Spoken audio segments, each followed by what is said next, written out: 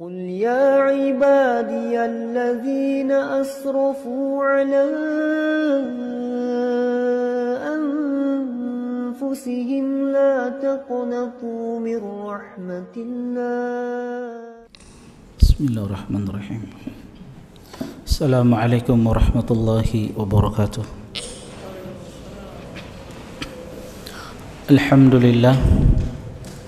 الحمد لله الذي فقه من أراد به خيرا في الدين وشرع أحكام الحلال والحرام في كتابه المبين وعز العلم ورفع أهله الذين وكانوا به عالمين. أشهد أن لا إله إلا الله وحده لا شريك له وبذلك أمرت وأنا من المسلمين وأشهد أن محمدا عبده ورسوله الذي أرسل قواعد شرعي وبينها أحسن تبيين صلى الله عليه وعلى آله وصحبه ومن تبعهم بإحسان إلى يوم الدين. أما بعد، يا أيها الذين آمنوا اتقوا الله حق تقاته ولا تموتن إلا وأنتم مسلمون.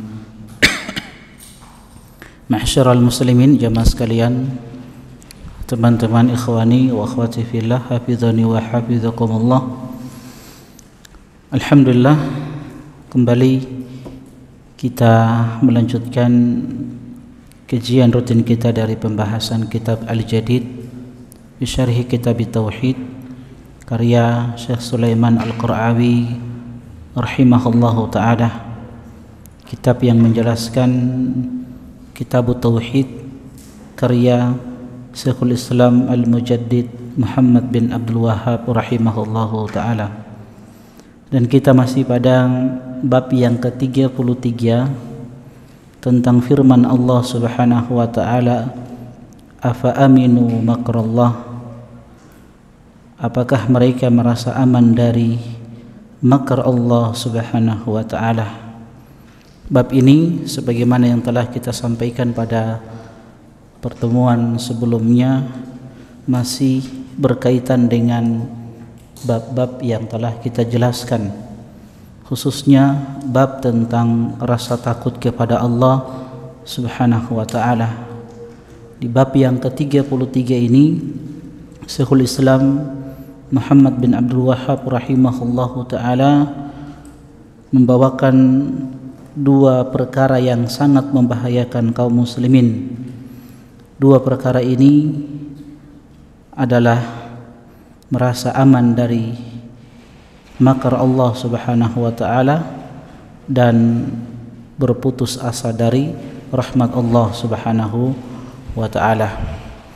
Dan telah kita sampaikan pada pertemuan sebelumnya, ma'asyiral muslimin rahimani wa rahimakumullah, bahwa di dalam ibadah harus terkumpul padanya tiga rukun: cinta kepada Allah, rasa takut, dan harapan kita kepada Allah subhanahu wa ta'ala.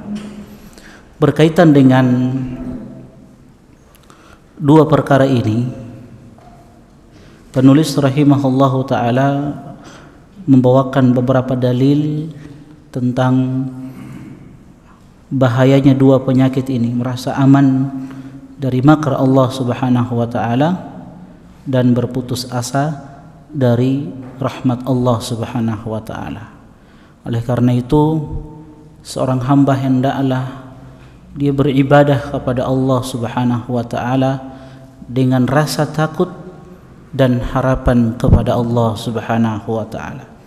Dan banyak dalil-dalil di dalam Al-Quran dan di dalam hadis-hadis Rasulullah sallallahu alaihi wasallam yang menjelaskan kepada kita tentang dua perkara ini, rasa takut dan roja, berharap hanya kepada Allah subhanahu wa ta'ala, yang harus ada pada diri seorang hamba.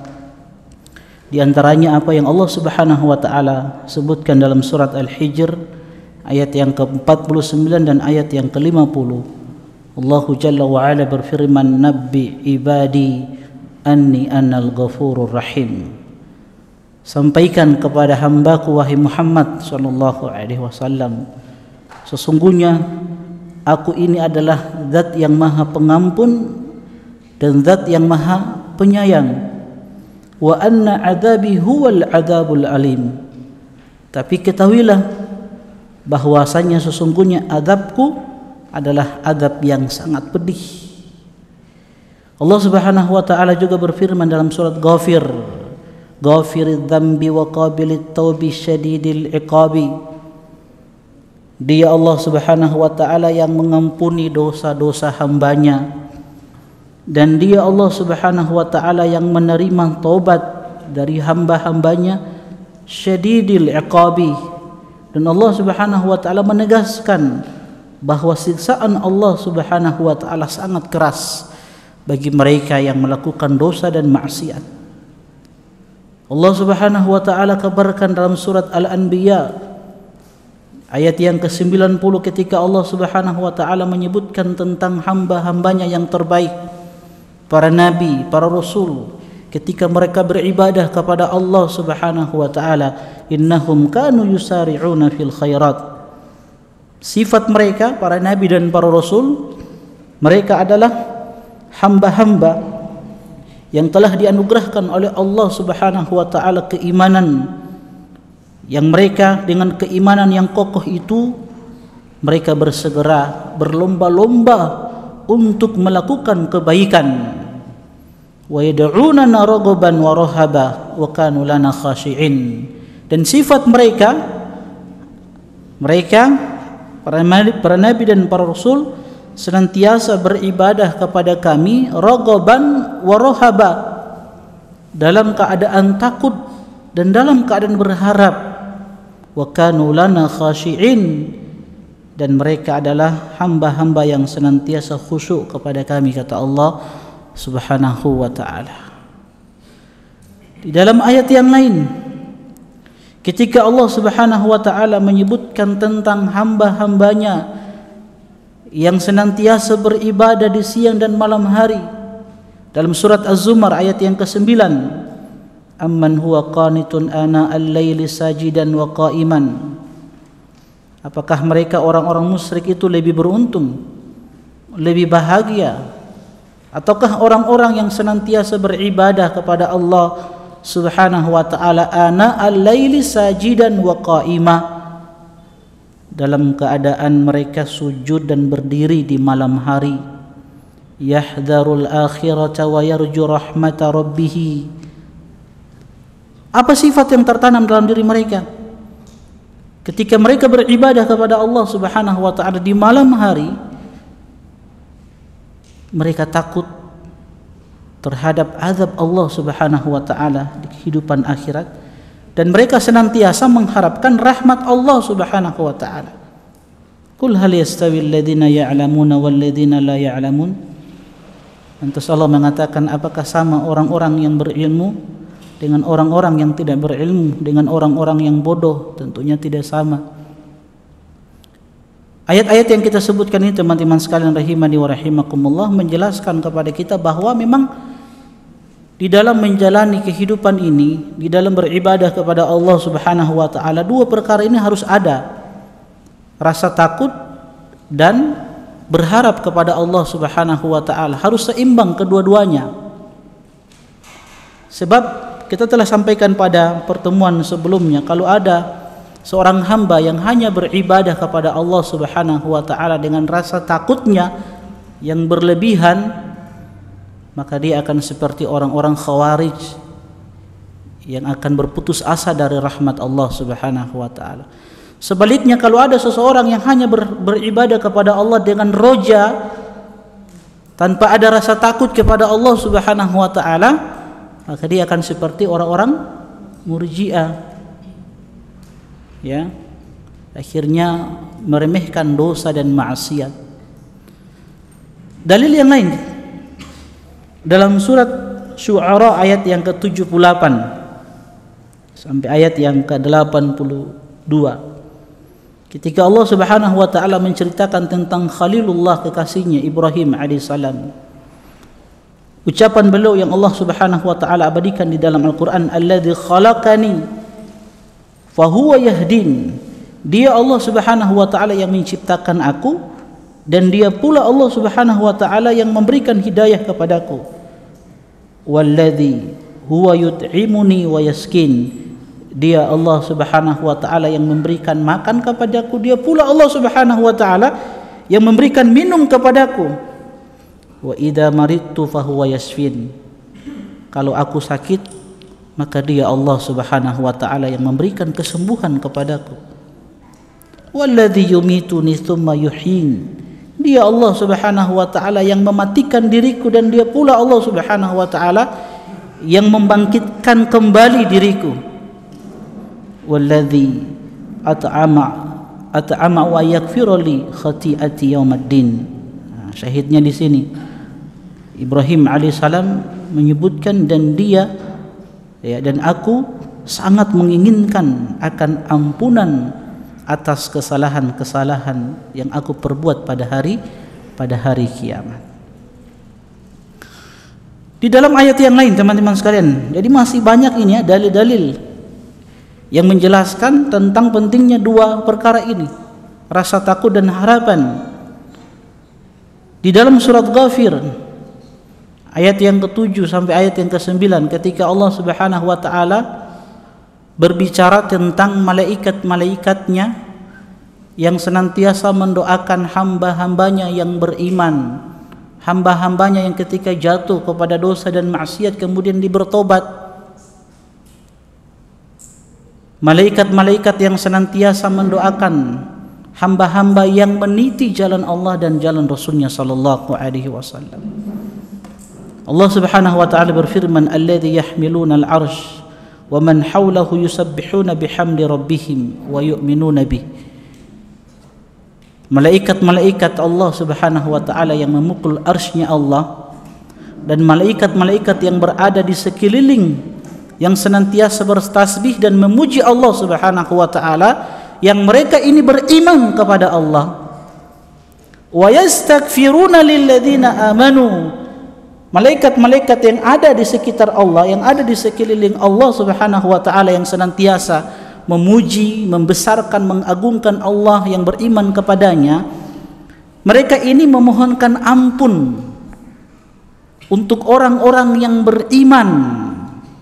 Rabbana wasi'ta kulla syai'in rahmatan wa ilma, ya Allah, sesungguhnya rahmat dan ilmu yang Engkau miliki itu meliputi segala sesuatu. Faghfir lil ladzina tabu wattaba'u sabilak. Malaikat-malaikat yang terbaik ini, makhluk-makhluk yang terbaik ini kemudian berdoa kepada Allah Subhanahu wa taala. Apa doa mereka? Ya Allah, berikan ampunan kepada orang-orang yang bertobat, orang-orang yang kembali kepadamu, dan berikan ampunan kepada orang-orang yang senantiasa meniti jalanmu ya Allah, meniti jalan Rasulmu sallallahu alaihi wasallam. Waqihim adzabal jahim, dan peliharalah mereka, jagalah mereka dari siksaanmu yang sangat pedih. Rabbana wa adkhilhum jannati adnin allati wa'adtahum wa man salaha min abaihim wa azwajihim wa dhurriyyatihim innaka antal azizul hakim. Kemudian malaikat-malaikat ini berdoa kepada Allah Subhanahu wa taala, ya Allah, masukkanlah mereka ke dalam surga yang Engkau telah janjikan kepada mereka, dan masukkan pula ke dalam surga dari orang-orang yang soleh di antara mereka. Innaka antal azizul hakim, Engkau adalah zat yang maha perkasa lagi maha bijaksana. Waqihimus sayiat, dan jagalah mereka dari keburukan-keburukan. Nah, teman-teman sekalian rahimani wa rahimakumullah, syahidnya di sini malaikat-malaikat bercerita tentang bagaimana luasnya rahmat Allah Subhanahu wa taala dan bagaimana pedihnya siksaan Allah Subhanahu wa taala, sehingga mereka berdoa meminta ampunan untuk orang-orang yang kembali kepada Allah Subhanahu wa taala. Mereka senantiasa mendoakan orang-orang yang meniti jalan Allah dan meniti jalannya Rasulullah sallallahu alaihi wasallam. Ini amalan yang dahsyat teman-teman sekalian. Salah satu amalan yang disebutkan oleh para ulama dari amalan yang bisa mendatangkan doanya para malaikat.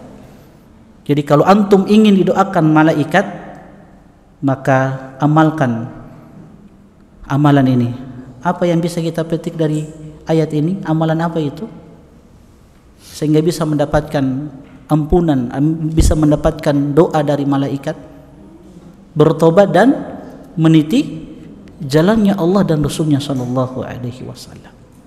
Ini salah satu amalan yang bisa mendatangkan doanya para malaikat, dan mereka senantiasa mendoakan orang-orang yang bertobat, orang-orang yang senantiasa meniti jalannya Allah dan Rasulnya sallallahu alaihi wasallam.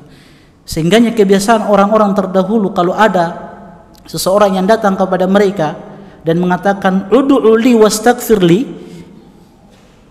doakan dan mohonkan ampunan untuk diriku. Jadi kalau ada orang soleh di tengah-tengah mereka, lantas ada seseorang yang datang kepadanya, dia mengatakan, engkau kan orang soleh, maka berdoalah kepada Allah dan mohonkan ampun untuk diriku. Maka orang-orang terdahulu, orang-orang soleh terdahulu, apa yang mereka ucapkan kalau didatangi oleh seseorang yang meminta agar didoakan ampunan, maka mereka hanya mengatakan dan mengarahkan apa? Tub wattabi' sabilallah, bertobatlah dan ikutilah jalan Allah dan Rasulnya sallallahu alaihi wasallam. Yastaghfir laka man huwa khairun minni. Kalau engkau senantiasa bertobat dan engkau senantiasa meniti jalan Allah dan jalannya Rasulullah sallallahu alaihi wasallam, maka ada makhluk yang akan senantiasa memohonkan ampun untukmu kepada Allah yang lebih baik dari diriku. Siapa? Malaikat-malaikat Allah subhanahu wa ta'ala. Jadi bertobat dan meniti jalan Allah dan jalan Rasul sallallahu alaihi wasallam, ini salah satu amalan yang bisa mendatangkan doa dari malaikat-malaikat Allah, yang mereka ini makhluk-makhluk terbaik yang diciptakan oleh Allah subhanahu wa ta'ala. La ya'sunallaha ma amarahum wa yaf'aluna ma yu'marun. Mereka ini makhluk-makhluk yang senantiasa taat tunduk terhadap perintah-perintah Allah dan tidak pernah bermaksiat kepada Allah subhanahu wa ta'ala. Ini dalil-dalil teman-teman sekalian rahimani wa rahimakumullah yang menjelaskan tentang dua perkara ini, bahwa rasa takut dan berharap harus ada di dalam diri seorang hamba. Tapi kita baca dalil yang pertama yang dibawakan oleh penulis kitab Syekhul Islam Muhammad bin Abdul Wahhab rahimahullahu taala dalam surat Al-A'raf ayat yang ke-99, afa aminu makrallah fala ya'manu makrallahi illal qaumul khasirun. Maka apakah mereka merasa aman dari pembalasan atau makar Allah subhanahu wa ta'ala? Tidak ada yang merasa aman dari azab Allah kecuali orang-orang yang merugi. Sebelum kita baca makna ayat secara global, sedikit kita ingin menjelaskan apa maksud dari makar Allah subhanahu wa ta'ala. Apa pengertian ya makar Allah subhanahu wa ta'ala? Nah, pengertian makar Allah subhanahu wa ta'ala, di sini kan Allah menyebutkan afa aminu makrallah, apakah mereka merasa aman dari makar Allah. Apa maksudnya makar Allah? Nah, makar Allah ini para ulama menyebutkan adalah isalul uqubati illa man yastahiquha min haitsu la yash'ur. Maksud dari makar Allah yaitu Allah menjatuhkan hukuman kepada orang yang berhak untuk mendapatkannya min haitsu la yash'ur, dari arah yang ia tidak sadari. Itulah makar Allah. Allah memberikan balasan hukuman kepada orang yang berhak untuk menerimanya min haitsu la yash'ur, dari arah yang ia tidak sadari. Dan ini makar yang terpuji. Hukum asalnya makar itu sesuatu yang tercela. Tapi ketika Allah subhanahu wa ta'ala membuat makar, ini sesuatu yang terpuji dan memang berhak. Allah subhanahu wa ta'ala memberikan hukuman bagi orang-orang yang membuat makar. Tapi bukan berarti kita katakan Allah itu makir, ya, enggak. Jadi Allah Subhanahu wa taala memiliki sifat membalas makarnya orang-orang yang membuat makar kepada Allah Subhanahu wa taala. Tapi kita tidak boleh menetapkan bahwa nama Allah makir, tidak boleh. Jelas ya? Itu maksudnya pengertian makar Allah Subhanahu wa taala. Adapun makna ayat ini secara global, di dalam ayat yang mulia ini Allah Subhanahu wa taala mengingkari penduduk negeri dan setiap orang seperti mereka. Jadi ayat ini berbicara tentang satu penduduk negeri yang mengingkari nikmat-nikmat Allah Subhanahu wa taala, yang ingkar terhadap nikmat-nikmat Allah Subhanahu wa taala, yang mana mereka tidak menghormati Allah dengan sebenar-benarnya, tidak mengagungkan Allah Subhanahu wa taala dengan seagung-agungnya, dan mereka juga tidak takut terhadap istidraj. Istidraj itu endingnya apa? Su'ul khatimah. Jadi mereka tidak takut terhadap istidraj dengan melimpahkan nikmat-nikmat, sedangkan mereka bergeliman di dalam kemaksiatan kepadanya hingga murka Allah Subhanahu wa taala turun atas mereka dan hukumannya menimpa mereka. Allah Subhanahu wa taala kemudian menjelaskan bahwa tidak ada orang yang merasa aman dari makarnya Allah Subhanahu wa taala kecuali orang-orang yang binasa dan orang-orang yang gagal. Nah, teman-teman sekalian rahimani wa rahimakumullah, sekali lagi makarnya Allah Subhanahu wa taala ini makar yang sangat terpuji, ya. Karena memang Allah Subhanahu wa taala berhak memberikan makar kepada orang-orang yang membuat makar kepada Allah Subhanahu wa taala. Sebagaimana kisah Fir'aun ketika dia mengumpulkan tukang sihirnya untuk melawan Nabiullah Musa alaihi salam. Dia kumpulkan semua tukang sihir yang hebat-hebat, sehingga dia mengatakan, fahal antum mustami'un, kalau begitu kalian berkumpul semua di satu tempat yang kita sudah sepakati dengan Musa alaihi salam. Jemaah sekalian, ikhwani wa akhwati fillah, hafizani wa hafizakumullah. Jadi telah kita sebutkan bahwa makar Allah yaitu Allah Subhanahu wa taala menjatuhkan atau memberikan hukuman kepada orang yang berhak untuk mendapatkannya min haitsu la yash'ur, dari arah yang dia tidak sadari. Sebagai contoh, ketika Allah Subhanahu wa taala membalas makarnya Fir'aun kepada Musa alaihissalam, yang dia mengumpulkan seluruh rakyatnya di satu tempat di tanah lapang yang luas, sehingga dia mengatakan, fahal antum muttami'un, ayo kalian semua berkumpul, la'allana nattabi'us sahara in kanu humul ghalibin, kita akan mengikuti tukang sihir ini kalau sekiranya mereka menang. Tapi yang terjadi teman-teman sekalian, Allah Subhanahu wa taala membalas makarnya Fir'aun, yang harusnya diharapkan oleh Fir'aun agar Musa itu ketika itu kalah dengan tukang sihirnya sehingga rakyatnya beriman kepada apa yang dia dakwakan oleh Fir'aun. Maka Allah Subhanahu wa taala buat orang-orang yang tadinya mereka menentang Musa alaihissalam dari tukang sihirnya ternyata beriman kepada Musa alaihissalam.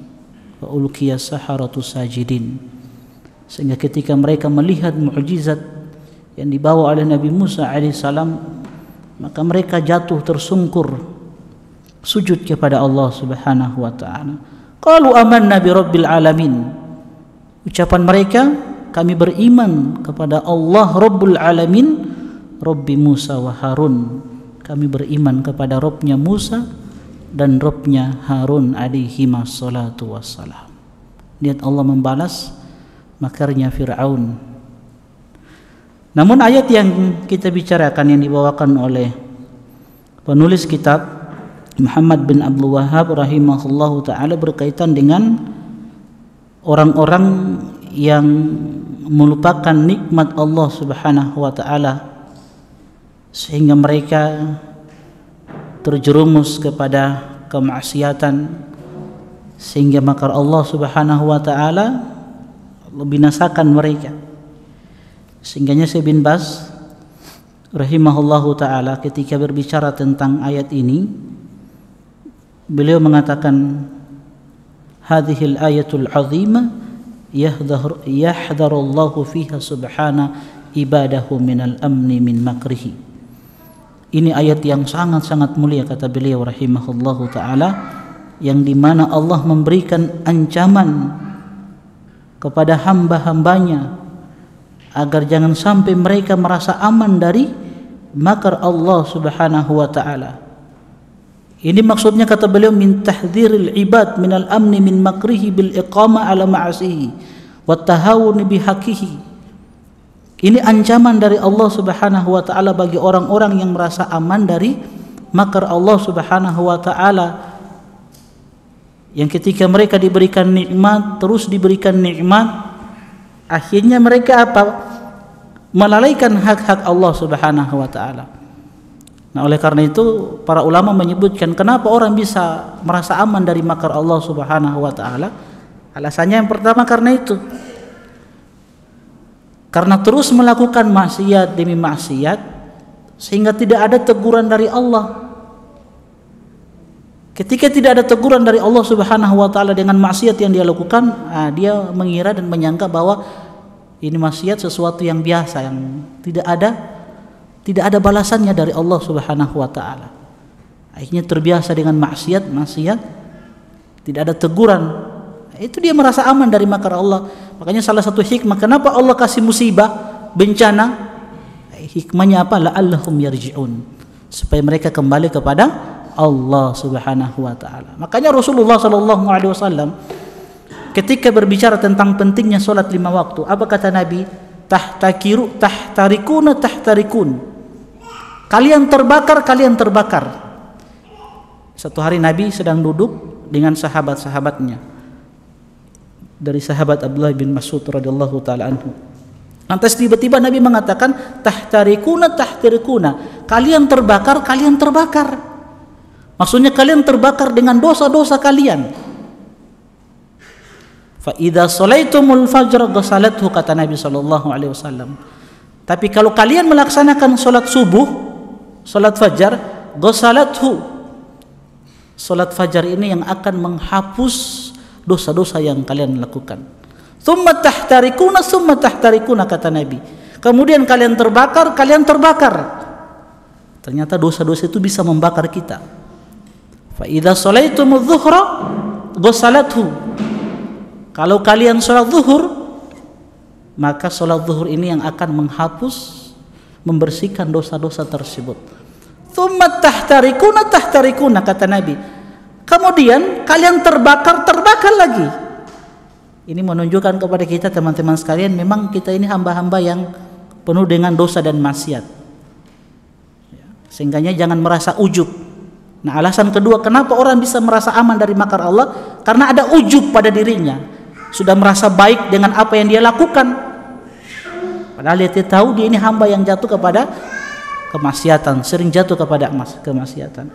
Jadi kata Nabi apa? Tsumma tahtarikun. Kalian terbakar. Fa idza salaitumul asra ghasalathu.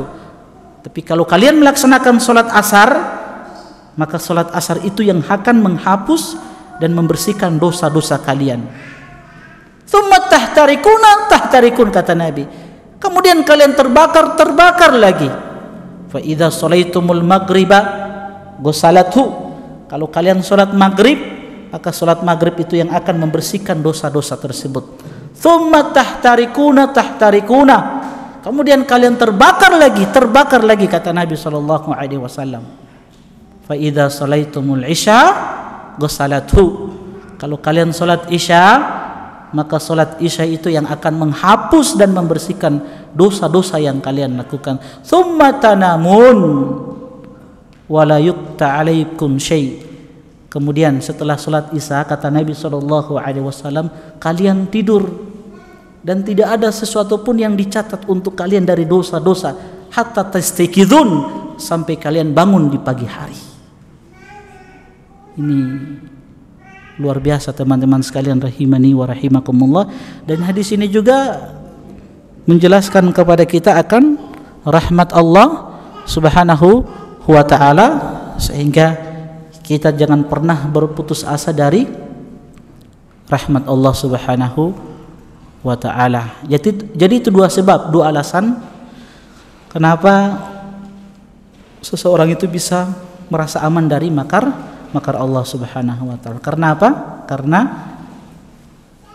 sudah terbiasa melakukan dosa dan tidak ada teguran dari Allah Subhanahu wa taala. Kedua, karena apa? Merasa ujub. Makanya sering saya sampaikan teman-teman sekalian, apa yang kita miliki saat ini dari hidayah, dari kebaikan, pertahankan hidayah tersebut, pertahankan kebaikan tersebut. Jangan pernah merasa baik. Ingat, ada makar Allah Subhanahu wa taala. Sebagian orang sudah merasa anak-anak sudah khatamkan beberapa kitab, sering menghadiri kajian, sudah sekali-sekali saja datang ke kajian. Akhirnya lama-kelamaan sudah tidak dapat dia lagi di kajian. Akhirnya waliyadzubillah kembali ke masa lalunya. Sekali lagi Allah Subhanahu wa taala akan memperlakukan hamba-hambanya sesuai dengan apa yang dilakukan hamba tersebut. Hadis Al-Laitsi yang kita sering sampaikan ya berkali-kali, ya berulang-ulang hadis ini kita sampaikan. 3 orang yang datang di majelis Rasulullah sallallahu alaihi wasallam. Orang yang pertama melihat tempat yang kosong di depan, dia pun bersegera duduk di tempat yang kosong di paling depan. Orang yang kedua, dia malu-malu, dia pun duduk di belakang dekat pintu masjid, dia bersandar di situ. Orang yang ketiga, dia berpaling melihat majelis Nabi sallallahu alaihi wasallam dan dia pun pergi berpaling dari majelis Nabi. Setelah Nabi selesai dari majelisnya, Nabi sallallahu alaihi wasallam mengatakan, ala ukhbirukum, maukah kalian aku kabarkan tentang 3 orang yang tadi? Adapun orang yang pertama, dia bersegera kepada Allah, Allah pun bersegera kepadanya. Adapun orang yang kedua, dia malu-malu, dia duduk paling belakang, bersandar lagi, Allah pun malu darinya. Adapun orang yang ketiga, dia berpaling dari majelisku, maka Allah berpaling dari orang tersebut. Lihat Allah membalas sikap mereka. Allah membalas sikap mereka, ya. Jadi al-jaza'u min jinsil amal, balasan sesuai dengan jenis perbuatan seseorang. Nah, teman-teman sekalian rahimani wa rahimakumullah, maka seseorang ketika mendapatkan nikmat, maka harus pertahankan nikmat itu dengan cara bersyukur kepada Allah Subhanahu wa taala. Ya, syukur kita tahu bersama. Meyakini bahwa nikmat itu datang dari Allah. Gunakan nikmat-nikmat itu pada hal-hal yang dicintai oleh Allah Subhanahu wa taala. Kalau Allah berikan harta yang lebih, harta yang melimpah, nah gunakan nikmat itu untuk membantu agama Allah Subhanahu wa taala, yang dengannya insya Allah kita akan mendapatkan cinta Allah Subhanahu wa taala. Ada satu kisah yang saya sampaikan di beberapa masjid, kisah seorang sahabat yang bernama Ulbah bin Zaid radhiyallahu taala anhu. Seorang yang miskin tapi masya Allah dermawannya luar biasa. Biasakan dermawan itu datang dari orang-orang kaya, tapi ini si miskin dermawan. Ulbah bin Zaid Al-Ansari radhiyallahu taala anhu. Ya, Ulbah ini nama yang jarang kita dengar. Ulbah bin Zaid radhiyallahu taala anhu. Antum kalau punya anak kasih nama Ulbah ini, masya Allah. Sahabat yang miskin tapi dermawan. Ketika Rasulullah sallallahu alaihi wasallam mengajak sahabat-sahabatnya mengumumkan perang jihad fisabilillah, maka ketika itu sahabat-sahabat berbondong-bondong datang di hadapan Nabi sallallahu alaihi wasallam. Nah, jihad yang Nabi kumandangkan saat itu pada perang Tabuk, dan Tabuk kita tahu bersama satu tempat yang sangat jauh dari kota Madinah, apalagi di musim panas ketika itu. Jadi Nabi sallallahu alaihi wasallam membutuhkan bekal yang banyak. Nah, saat itu Nabi sallallahu alaihi wasallam tidak menerima mujahid kecuali orang yang punya kendaraan dan punya bekal. Jadi yang tidak punya unta, yang tidak punya bekal, mohon maaf, tidak bisa ikut berperang bersama kami, kata Nabi sallallahu alaihi wasallam. Maka sahabat-sahabat datang. Abu Bakar datang dengan seluruh hartanya. Dia letakkan di hadapan Nabi sallallahu alaihi wasallam. Sampai-sampai Nabi itu takjub, kagum. Lantas Nabi mengatakan, "Apa yang kau sisakan untuk keluargamu?" Apa kata Abu Bakar? "Aku tinggalkan Allah dan Rasulnya sallallahu alaihi wasallam." Utsman dengan 1000 dinarnya. Sebelum itu Umar dengan setengah harta dia. Utsman dengan 1000 dinar. 1000 dinar kan kira-kira 4M lebih kan? 4M lebih. Dia bawa di hadapan Nabi sallallahu alaihi wasallam, tambah lagi 50 ekor unta. Kemudian Abdurrahman bin Auf dengan hartanya diberikan di hadapan Nabi sallallahu alaihi wasallam, dan sahabat-sahabat yang lainnya semuanya bersedekah. Kecuali sahabat ini Ulbah bin Zaid. Dia tidak punya apa-apa yang bisa diberikan kepada Nabi sallallahu alaihi wasallam. Sehingga dia galau, sedih, menangis, pulang ke rumah. Tidak bisa bersedekah, Masya Allah, menangis. Di malam hari, teman-teman sekalian rahimani wa rahimakumullah, saat orang-orang sedang tidur, beliau pun gelisah. Akhirnya beliau ambil air wudhu dan sholat malam. Nah, di sholat malam inilah dia curhat sama Allah subhanahu wa ta'ala. Di dalam doanya beliau mengatakan, Allahumma innahu laisa indi syai'un atasaddaqu bihi. Ya Allah, Engkau perintahkan aku untuk berjihad bersama Nabi-Mu sallallahu alaihi wasallam, dan aku tidak punya sesuatu yang aku bisa berikan untuk Nabi sallallahu alaihi wasallam. Aku tidak punya sesuatu yang bisa aku bawa bersama Nabi sallallahu alaihi wasallam. Allahumma inni atasaddaqu bi kulli madlamatin asabani fiha min jasadin, min malin wa irdin. Ya Allah, saksikanlah ya Allah, malam ini aku tidak bisa bersedekah dengan harta yang aku miliki, tapi malam ini aku bersedekah dengan kehormatanku. Aku berikan ampunan dan aku maafkan seluruh orang-orang yang pernah menyakiti diriku, yang pernah mengganggu kehormatanku, semuanya aku maafkan. Jadi sedekahnya pada malam itu cuma kehormatan dia radhiyallahu taala anhu. Nah, singkat cerita teman-teman sekalian, keesokan harinya Nabi sallallahu alaihi wasallam setelah sholat subuh bersama sahabat, Nabi mengatakan, siapa yang sedekahnya semalam diterima oleh Allah subhanahu wa ta'ala. Sahabat-sahabat saat itu tidak ada yang bersuara. Ulbah pun merasa sedekahnya tidak diterima, cuman sedekah biasa, kehormatan. Padahal sahabat-sahabat lain dengan harta mereka yang banyak. Maka Nabi SAW lantas datang kepada Ulbah dan mengatakan, laqad kutibat fi zakatil maqbulah. Wahai Ulbah, sungguh sedekahmu semalam telah diterima oleh Allah sebagai sedekah yang makbulah. Akhirnya singkat cerita, beliau diizinkan oleh Nabi SAW pergi berjihad pada perang Tabuk ketika itu, dan diberikan unta oleh Nabi SAW. Jadi salah satu cara untuk menjaga nikmat itu dengan cara nikmat itu digunakan pada hal-hal yang dicintai dan diridhai oleh Allah Subhanahu wa taala. Apa faedah yang bisa kita petik? Pertama, wajibnya takut kepada pembalasan atau makar Allah Subhanahu wa taala. Kedua, boleh mensifati Allah dengan melakukan makar di dalam bentuk memberikan balasan, tapi ingat, Allah bukan memiliki nama makir. Allah memiliki sifat ini, memberikan makar kepada orang-orang yang memberikan makar kepadanya. Tapi ingat, Allah bukan memiliki nama makir. Yang ketiga, merasa aman dari pembalasan makar Allah adalah sebab kebinasaan. Apa hubungan ayat ini dengan judul bab?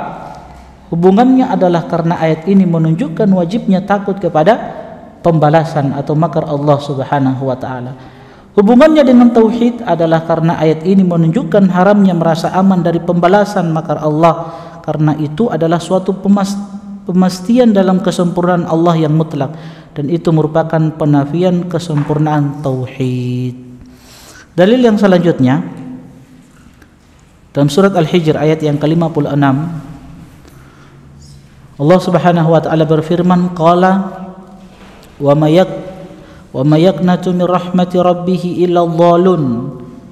Dia Ibrahim alaihissalam berkata, tidak ada yang berputus asa dari rahmat Allah kecuali orang-orang yang sesat.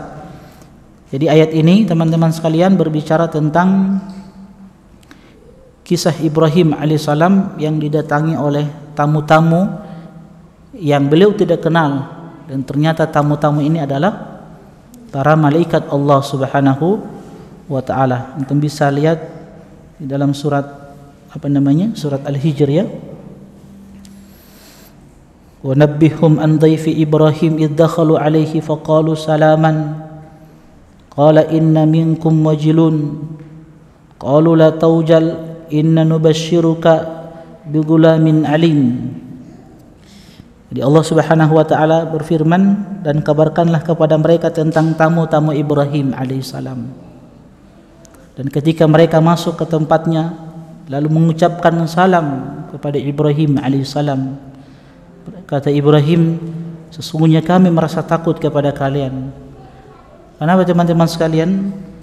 Karena ini tamu-tamu yang tak dikenal, ketika dihidangkan makanan kepada mereka, mereka pun tidak memakan makanan tersebut. Padahal Ibrahim alaihissalam bersegera ke dapurnya, memberitahukan kepada istrinya bahwa kita kedatangan tamu, dan beliau membawakan daging anak sapi yang gemuk, Masya Allah. Lantas mereka tidak mau memakan makanan tersebut. Dan memang sifat malaikat adalah la ya'kulun wa la yashrabun. Malaikat itu tidak makan dan tidak minum. Itu kan sifat-sifat fisik mereka. Mereka tidak makan, mereka tidak minum, ya. Dan banyak sifat-sifat fisik yang dimiliki oleh malaikat. Mereka punya dua mata, mereka punya jantung, mereka punya tangan, mereka punya sayap. Dan mereka ini adalah arwah. Mereka ini adalah ruh tanpa jasad, tanpa jisim, yang mereka diciptakan dari cahaya. Dan mereka banyak, jumlah mereka sangat-sangat banyak, malaikat-malaikat Allah Subhanahu wa taala, yang mereka senantiasa hadir mengawasi manusia. Ada yang menjaga manusia dengan izin dari Allah Subhanahu wa taala. Ada yang senantiasa mendoakan ampunan untuk orang-orang yang beriman, sebagaimana ayat yang tadi kita sebutkan dalam surat Ghafir tentang doanya malaikat-malaikat kepada orang-orang yang beriman dan orang-orang yang senantiasa bertobat dan meniti jalan Allah dan jalan Rasulnya sallallahu alaihi wasallam. Ibrahim dalam keadaan takut, tapi mereka mengatakan, la taujal, jangan takut, kami ini sesungguhnya hanya memberikan, inna nubashshiruka bigulamin alim, sesungguhnya kami ini hanya memberikan kabar gembira tentang kelahiran seorang anak laki-laki yang alim, yang berilmu. Siapa? Ishak. Kalau Ismail disifati anak yang bersabar, anak yang lembut, ya, santun.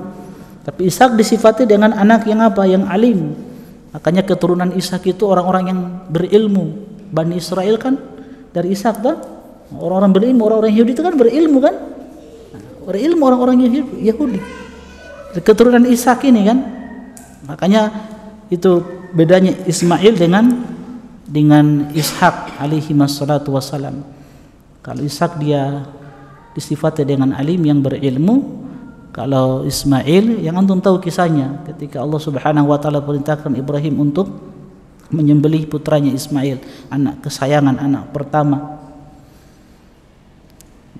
Jadi Allah sifati Ismail adalah anak yang penyabar, santun, lembut. Tapi bukan berarti Ismail bukan orang yang berilmu, ya, tidak. Tapi sifat yang dimiliki sifat khusus itu, penyabar. Berbeda dengan Ishak alaihi wassalatu wassalam. Jadi Ibrahim alaihissalam dalam keadaan takut. Ya, bagaimana mungkin, kata Ibrahim alaihissalam, aku bisa mendapatkan seorang anak di umurku yang sudah tua ini? Umurku yang sudah tua. Kita Allah Subhanahu wa taala memberikan Ibrahim alaihissalam seorang putra itu di umur yang sudah tua. Istrinya juga sudah tua ketika itu. Jadi bagaimana mungkin aku di umur yang sudah tua ini akan mendapatkan keturunan? Ya, sehingga keluarlah ya, ucapan ini, beliau mengatakan wa ma yaqnatu min rahmati rabbih illa dhallun. Tidak ada orang yang berputus asa dari rahmat Allah Subhanahu wa taala kecuali orang-orang yang tersesat. Nah, teman-teman sekalian rahimani wa rahimakumullah, di sini penulis mengatakan karena rahmat Allah meliputi segala sesuatu dan para nabi adalah manusia yang paling mengetahui rahmat dan kedermawanan Allah, maka Nabi Ibrahim alaihissalam menjelaskan bahwasanya beliau tidak merasa heran akan memiliki anak dalam usianya dan juga usia istrinya yang telah lanjut. Siapa istrinya ini yang sudah lanjut ini? Hah? Siapa? Hajar atau Sarah? Hajar ya. Ishak? Kalau Ishak, Sarah. Kalau Ismail, Hajar. Jadi di umur yang sudah tua ini. Ya, dan Sarah kan wanita yang sangat cantik. Antum tahu kisahnya.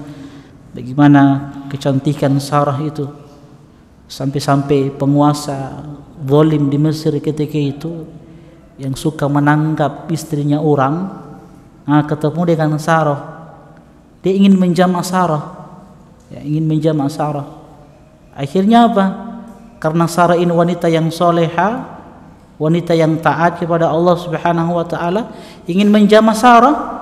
Akhirnya tangannya apa? Stroke. Hati-hati. Akhirnya dia minta maaf. Dia memohon kepada Sarah, mohonkanlah kepada Allah agar aku disembuhkan. Sudah, Allah sembuhkan. Tapi lagi dia menjamak, ingin mengganggu siapa? Sarah. Akhirnya stroke lagi badannya. Hati-hati ya, mengganggu wanita-wanita soleh itu hati-hati. Apalagi mereka yang beriman. Nah, hati-hati antum suka ganggu akhwat, mau dapat stroke antum. Nah, sehingga cerita akhirnya sudah bebaskan dia. Ini bukan manusia, ini setan ini. Ya, Sarah. Makanya jangan heran Yusuf alaihissalam, ya, nabi yang tampan luar biasa. Jangan heran. Karena apa? Karena Sarah alaihissalam, ya, seorang wanita yang cantik. Ya. Kenapa kita sebutkan apa kaitannya Yusuf dengan Sarah? Keturunannya Ishak kan? Ishak punya anak namanya Yakub. Yakub punya anak namanya siapa? Yusuf alaihissalam. Makanya tidak heran Nabi Yusuf nabi yang tampan. Karena neneknya siapa? Sarah, wanita yang cantik luar biasa. Sarah melahirkan Ishak. Ishak punya anak namanya Yakub. Yakub punya anak namanya Yusuf. Jadi kecantikan Sarah itu masya Allah ada pada Yusuf alaihissalam. Makanya beliau nabi yang tampannya luar biasa. Jadi beliau di umur yang sudah tua, tapi kata beliau tidak merasa putus harapan dan rahmat dan karunia Allah. Akan tetapi hal itu beliau katakan hanya karena merasa bahwa kemungkinan lahirnya anak sangatlah jauh menurut kebiasaan. Artinya di umur yang begini kan biasanya kan sudah tidak mau dapat anak. Karena tuanya usia beliau dan istri beliau, Nabi Ibrahim alaihissalam kemudian mengabarkan bahwa tidak ada yang berputus asa dari rahmat Allah kecuali orang yang salah dari yang hak dan jalan yang benar. Nah, kalau kita sebutkan tadi dua perkara yang menyebabkan orang merasa aman dari makar Allah, lantas kenapa orang bisa berputus asa dari rahmat Allah Subhanahu wa taala? Pertama karena dosanya yang terlalu banyak yang dia lakukan. Akhirnya dia tidak mempelajari nama-nama Allah Subhanahu wa taala. Karena mungkin dosa yang sudah banyak yang dia lakukan, akhirnya sudah berputus asa, sudah anak tidak akan diampuni oleh Allah Subhanahu wa taala. Karena ketidaktahuan dia terhadap nama-nama Allah Subhanahu wa taala, padahal Allah zat yang maha pengampun, memberikan ampunan, menerima taubat hamba-hambanya yang mau kembali kepadanya. Kedua apa? Kenapa orang bisa berputus asa? Biasanya karena banyaknya musibah-musibah yang dia hadapi, yang dia tidak mampu lagi untuk menghadapi musibah-musibah tersebut. Dia punya istri, punya anak-anak.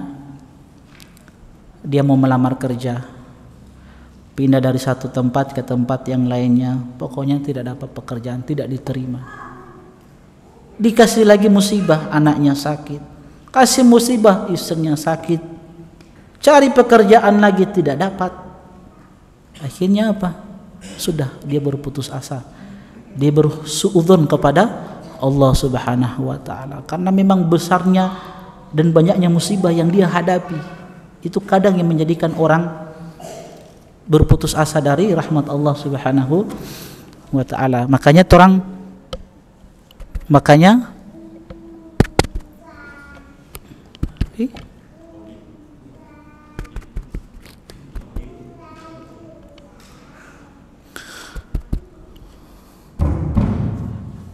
pentingnya kita belajar tauhid, pentingnya kita belajar takdir Allah Subhanahu wa taala yang baik dan yang buruk, yang akan insyaallah kita akan jelaskan pada bab-bab selanjutnya tentang takdir Allah Subhanahu wa taala.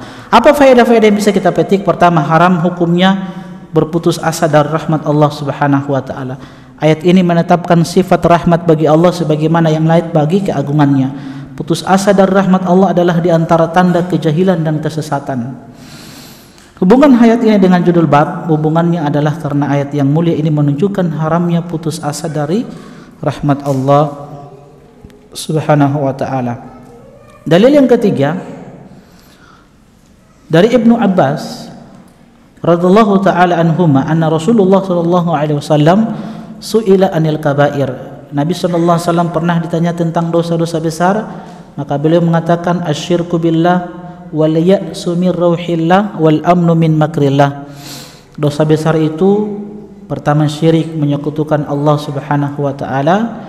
Kedua, berputus asa dari rahmat Allah Subhanahu wa ta'ala. Dan yang ketiga, merasa aman dari makar Allah Subhanahu wa ta'ala. Makna hadis ini secara global, amal ketaatan adalah kesibukan yang hidup bagi para sahabat Nabi sallallahu alaihi wasallam, bahkan menjadi tujuan paling utama dalam hidup mereka. Dan karena itu mereka bertanya kepada Rasulullah sallallahu alaihi wasallam tentang dosa-dosa besar untuk mereka tinggalkan. Karena itu Rasulullah sallallahu alaihi wasallam mengabarkan kepada mereka sebagiannya, dan sepertinya adalah yang paling penting di antaranya. Beliau memulai dengan syirik kepada Allah, sesuatu yang membinasakan. Dan memang kebiasaan sahabat Nabi SAW datang kepada Nabi bertanya perkara-perkara yang bisa membinasakan mereka. Yang pertama Nabi sebutkan syirik kepada Allah, karena syirik menyebabkan amal menjadi tidak sah. Artinya syirik bisa menghapus seluruh amalan-amalan, bagaimanapun hebat motivasi dan bagusnya amal tersebut. Kemudian yang kedua, Nabi SAW menyebutkan berputus asa dari rahmat Allah, lalu diikuti dengan rasa aman dari pembalasan Allah. Hal itu agar seorang muslim berada di antara pengharapan dan rasa takut, sehingga dia tidak putus asa dari rahmat Allah Subhanahu wa ta'ala yang mencakup segala sesuatu. Sehingga karena itu dia berburuk sangka kepada zat yang paling dermawan di antara yang dermawan, dan tidak berpegang kepada rahmat Allah secara total, lalu meninggalkan beramal yang untuk itu sejatinya dia diciptakan. Apa faedah yang bisa kita petik? Dosa-dosa itu terbagi menjadi dosa-dosa besar dan dosa-dosa kecil. dari hadis ini bahwa memang dosa itu ada yang besar, ada yang kecil. Nah, dosa-dosa yang besar ini kita disuruh meninggalkannya, dan kalau kita jatuh padanya disuruh bertobat dengan tobatan nasuha. Bukan berarti kita meremehkan dosa-dosa yang kecil. Diharamkannya setiap bentuk syirik kepada Allah, putus asa dari rahmat Allah, dan merasa aman dari pembalasan Allah, dan bahwa semua itu termasuk dosa-dosa besar. Jadi merasa aman dari makar Allah dan berputus asa, ini dua perkara yang termasuk dosa-dosa besar. Yang ketiga, wajibnya mengumpulkan antara rasa takut dan pengharapan kepada Allah Subhanahu wa taala. Hadis ini menetapkan sifat rahmat bagi Allah sebagaimana yang layak bagi keagungannya. Yang kelima, boleh mensifati Allah dengan makar dalam rangka membalas orang-orang yang membuat makar. Dan yang keenam, wajib berbaik sangka kepada Allah Subhanahu wa taala. Dan memang Allah akan berbuat kepada hambanya sesuai dengan sangkaan hamba kepada Allah Subhanahu wa taala. In kana khairan fa khairun. Kalau kita senantiasa berbaik sangka kepada Allah, maka Allah akan balas dengan kebaikan.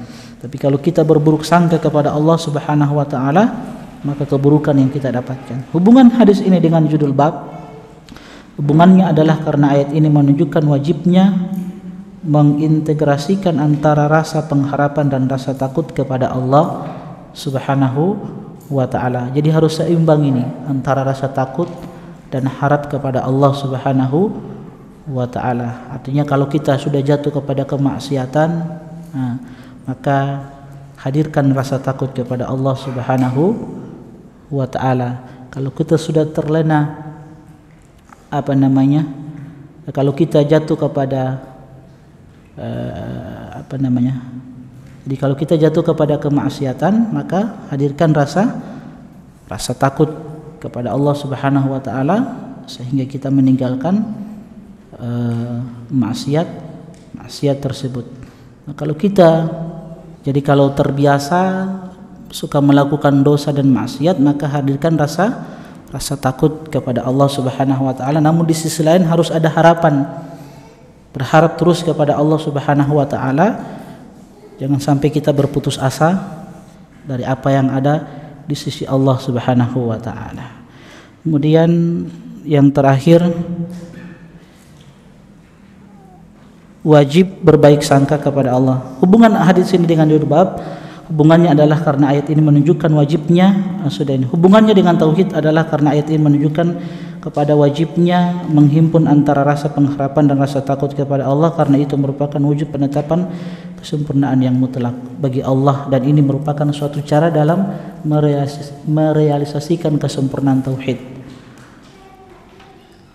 Nah, adapun yang terakhir ini sama ya dengan hadis sebelumnya, jadi tidak perlu lagi kita jelaskan. Jadi dalil yang keempat ini semisal dengan dalil yang ketiga. Taib, ini berkaitan dengan bab yang ke-33, dan insyaallah pada pertemuan selanjutnya kita akan masuk bab yang ke-34 tentang as-sabru ala aqdarillah. Ini akan berbicara tentang takdir Allah Subhanahu wa taala, yang kita katakan sekali lagi bab 34 dan bab-bab setelahnya itu masih ada kaitannya dengan bab-bab yang telah kita jelaskan. Allahu taala alam. Subhanakallahumma bihamdik, asyhadu an la ilaha illa anta astaghfiruka wa atubu ilaik. Assalamualaikum warahmatullahi wabarakatuh. قل يا عبادي الذين أسرفوا على أنفسهم لا تقنطوا من رحمة الله